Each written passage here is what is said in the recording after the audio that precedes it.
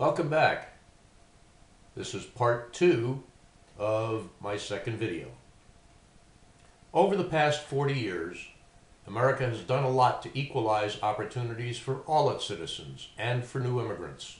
Black children, white children, Asian children, Latin children, all sit equally in the schoolroom.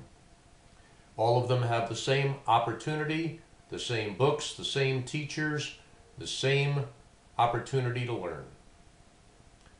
They are there for the same amount of time.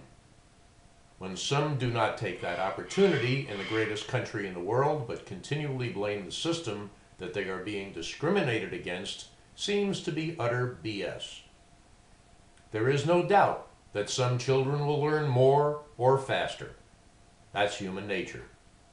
There's always room for engineers and scientists, but there's also room for store clerks and ditch diggers. If that's what you aspire to be, then that's what you get.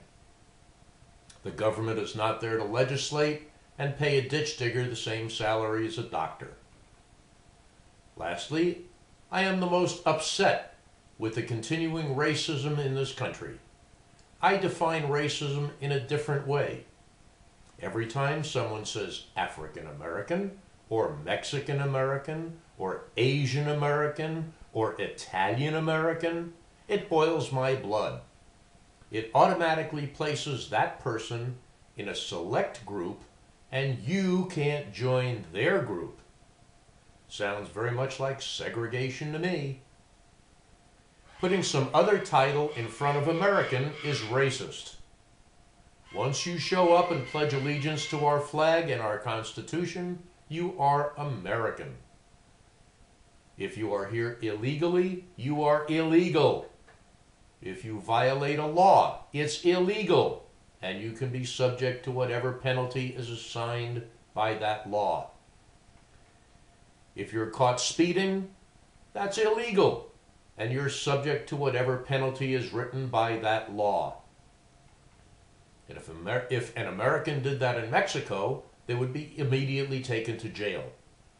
Do you think that an American is just given benefits when they show up in Mexico? If you want to be Mexican or African, by all means be that, but do not call yourself American, since your loyalties are not to America. In truth, your loyalties are to the benefits that America provides, and in the tax dollars that go with it. If you want to be part of this great nation, then it's your task to add what you can to it, not hold your hand out and take from it. Our elected officials need to recognize we have opened the floodgates too wide, and it's draining our lifeblood.